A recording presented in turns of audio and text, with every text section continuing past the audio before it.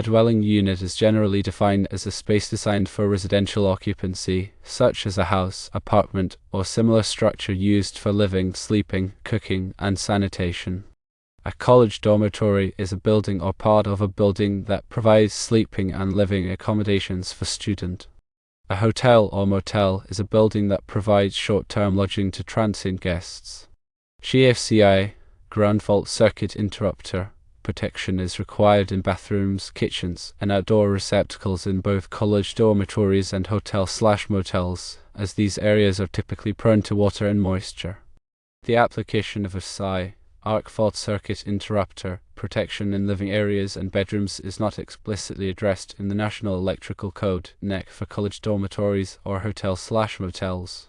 The NEC does not specifically define college dormitories or hotels/motels as dwelling units.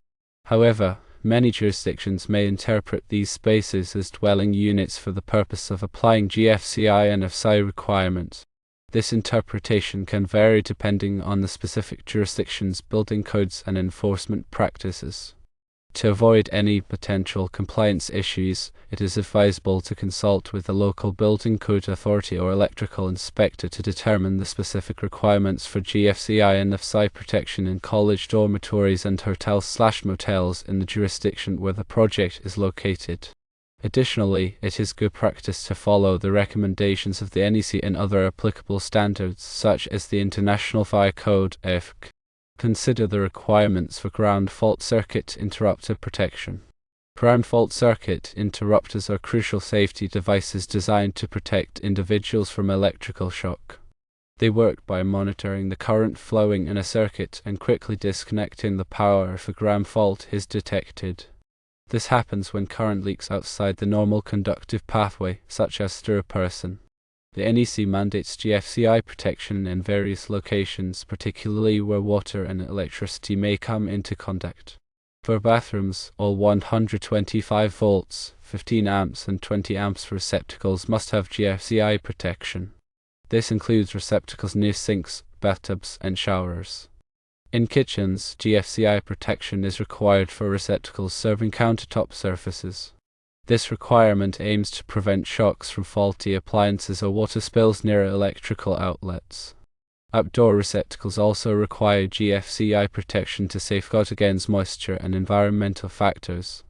This includes receptacles used for power tools, lighting, and other outdoor equipment. Furthermore, GFCI protection is often needed in unfinished basements, garages, and crawl spaces where dampness can increase the risk of electrical hazards. The specific requirements can vary based on local codes and interpretations, so it's essential to consult with local electrical inspectors or authorities. Arc fault circuit interrupters are another critical safety feature designed to prevent electrical fires. AFCIs detect dangerous electrical arcs, which can occur from damaged wiring, loose connections, or faulty appliances. When an arc is detected, the AFCI quickly shuts off the circuit to prevent a fire from starting. AFCIs are typically installed in bedrooms, living rooms, and other areas where electrical fires are more likely to occur. The NEC provides detailed requirements for AFCI protection, which may vary depending on the specific edition and local amendments. In general, AFCI protection is required for branch circuits that supply 120 volts, 15 amps or 20 amps outlets in dwelling units. This includes most living areas, bedrooms, and hallways. However, there can be exceptions and variations in the application of AFCI requirements. Some jurisdictions may require AFCI protection in additional areas or have specific rules for older homes or renovations. It's important to stay updated with the latest NEC guidelines and local electrical codes to ensure compliance and safety. The interpretation of dwelling unit definitions is a key aspect of applying electrical codes correctly. According to the NEC, a dwelling unit is a single unit providing complete and independent living facilities for one or more persons, including permanent provisions for living, sleeping, cooking, and sanitation. This definition is crucial because many electrical code requirements are specifically tailored to dwelling units. However, The application of this definition can sometimes be ambiguous, particularly in the case of structures like college dormitories and hotel or motel rooms. These spaces may share some characteristics with traditional dwelling units, but also have unique attributes that can complicate their classification. For example, a college dorm room typically provides sleeping and living accommodations, but cooking facilities may be limited or shared. Similarly, a hotel room offers temporary lodging but lacks the permanent living arrangements found in a typical apartment. The interpretation of whether these spaces qualify as dwelling units can vary depending on the local jurisdiction and the specific context of the electrical installation.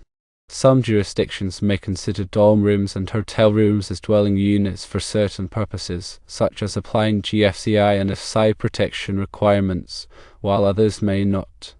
To ensure compliance with electrical codes, it's essential to consult with local building code authorities and electrical inspectors to determine the specific requirements for these types of spaces.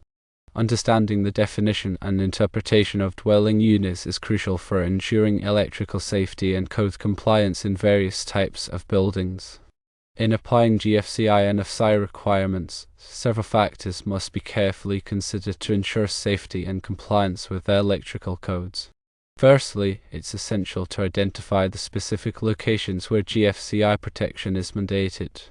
As previously mentioned, GFCI protection is typically required in bathrooms, kitchens, outdoor areas, and other locations where water and electricity may come into contact. These requirements are designed to protect individuals from electric shock hazards. Secondly, the appropriate type of GFCI device must be selected for each application. GFCI receptacles are commonly used for outlets, while GFCI circuit breakers can protect entire circuits. The choice depends on the specific wiring configuration and the level of protection needed. Thirdly, AFCI protection should be implemented in accordance with NEC and local codes. AFCIs are designed to prevent electrical fires by detecting arc faults, which can occur from damaged wiring or faulty appliances.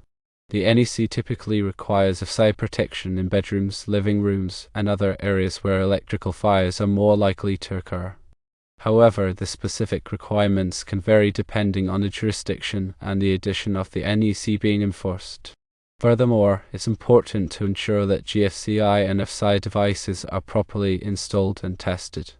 This includes verifying that the devices are functioning correctly and that the wiring is properly grounded. Regular testing and maintenance are also essential to ensure continued protection. Consulting with qualified electrical professionals can help ensure that GFCI and AFCI requirements are properly applied and that electrical systems are safe and compliant. Local jurisdiction interpretations play a significant role in the application of electrical codes, especially concerning GFCI and AFCI requirements. While the NEC provides a comprehensive set of guidelines, local jurisdictions have the authority to adopt, modify, or enforce these codes based on their specific needs and circumstances. This can lead to variations in how GFCI and AFCI requirements are interpreted and applied in different areas. For example, one jurisdiction may have stricter requirements for AFCI protection in residential buildings, while another may have specific exemptions for certain types of installations. Similarly, local interpretations can affect the definition of dwelling units and the application of GFCI requirements in structures like college dormitories and hotel rooms. To navigate these variations, it's essential to consult with local building code authorities and electrical inspectors. These professionals can provide valuable insights into the specific requirements in your area and help ensure compliance with local codes.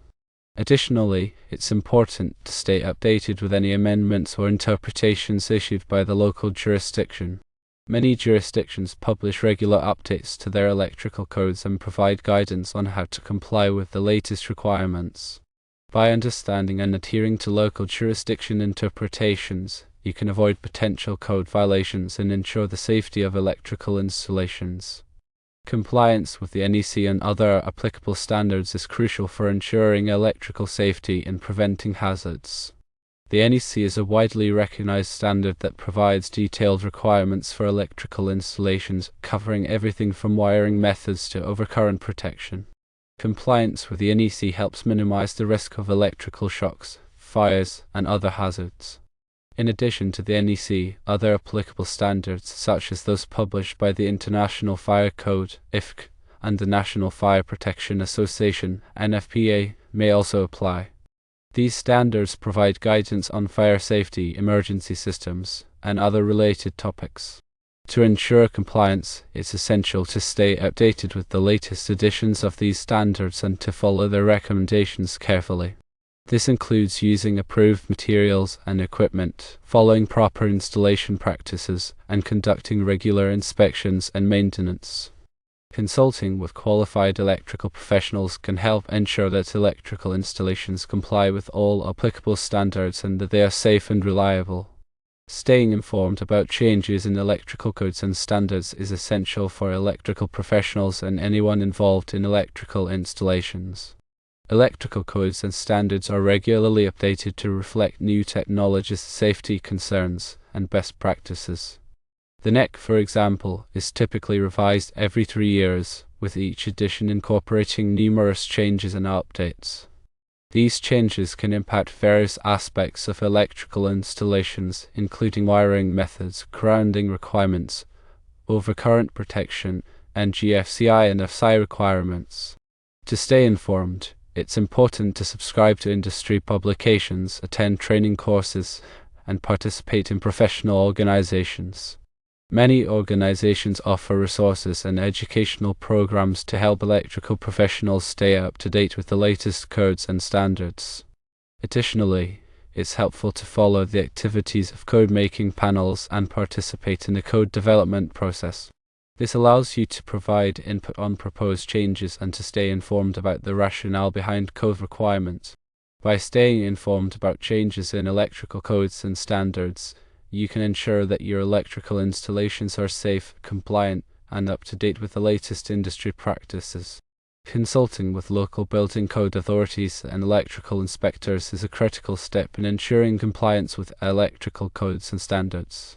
These professionals have in-depth knowledge of the specific requirements in your area and can provide valuable guidance on how to meet those requirements. When planning an electrical installation, it's advisable to consult with the local building code authority early in the process. They can help you understand the applicable codes and standards, identify any potential challenges, and ensure that your plans are in compliance. During the installation process, it's important to work closely with the electrical inspector. The inspector will review your work to ensure that it meets code requirements and that the installation is safe and reliable. They may also conduct inspections at various stages of the project to verify compliance. If any issues are identified during the inspection, the inspector will provide guidance on how to correct them. By consulting with local building code authorities and electrical inspectors, you can avoid potential code violations, ensure the safety of your electrical installations, and build a strong working relationship with these important stakeholders. In college dormitories and hotel or motel rooms, the application of GFCI protection should adhere to specific guidelines to ensure the safety of occupants. GFCI protection is typically required in bathrooms where water and electricity may come into contact. This includes receptacles near sinks, bathtubs, and showers. In college dormitories, GFCI protection is also recommended for receptacles serving common areas such as kitchens and laundry rooms. These areas often have high levels of moisture and require additional protection. In hotel and motel rooms, GFCI protection is typically required for all receptacles within 6 feet of a water source, such as sinks and bathtubs. This requirement helps prevent electric shock hazards for guests. Additionally, GFCI protection should be provided for outdoor receptacles that may be accessible to occupants. These receptacles may be used for powering outdoor equipment or lighting. When installing GFCI protection in college dormitories and hotel or motel rooms, it's important to follow the manufacturer's instructions and to test the devices regularly to ensure that they are functioning correctly. Regular maintenance and testing can help identify any potential issues and ensure that the GFCI protection remains effective. AFCI protection in college dormitories and hotel or motel rooms is an important consideration for preventing electrical fires. AFCIs are designed to detect arc faults, which can occur from damaged wiring or faulty appliances. In college dormitories, AFCI protection is typically required for branch circuits that supply 120 volts, 15 amps or 20 amps outlets in bedrooms, living areas, and hallways. This requirement helps prevent electrical fires that could endanger students and staff. In hotel and motel rooms, AFCI protection may be required depending on local codes and the specific design of the electrical system. Some jurisdictions may require AFCI protection for all branch circuits that supply outlets in guest rooms, while others may have more limited requirements. When installing AFCI protection in college dormitories and hotel or motel rooms, it's important to follow the NEC guidelines and local codes. This includes selecting the appropriate type of AFCI device and ensuring that it is properly installed and tested. Regular testing and maintenance are also essential to ensure that the AFCI protection remains effective. Consider the unique characteristics of dormitories and hotels when applying electrical codes. Dormitories and hotels present unique challenges for electrical safety due to their high occupancy rates and transient nature. Unlike traditional residential buildings, dormitories and hotels often have a large number of occupants who may not be familiar with the electrical systems or safety procedures. This can increase the risk of electrical hazards, such as overloading circuits, tampering with wiring, and using unsafe appliances. Additionally, dormitories and hotels often have a high turnover rate of occupants, which can make it difficult to ensure that everyone is aware of electrical safety guidelines. To address these challenges, it's important to implement comprehensive electrical safety programs that include regular inspections, maintenance, and training. These programs should focus on identifying and correcting potential hazards, educating occupants about electrical safety, and promoting responsible use of electrical equipment. Furthermore, it's essential to design electrical systems that are robust, reliable, and easy to maintain. This includes using high-quality materials and equipment, providing adequate overcurrent protection, and implementing GFCI and AFCI protection where necessary. By considering the unique characteristics of dormitories and hotels, you can create electrical systems that are safe, efficient, and meet the needs of occupants.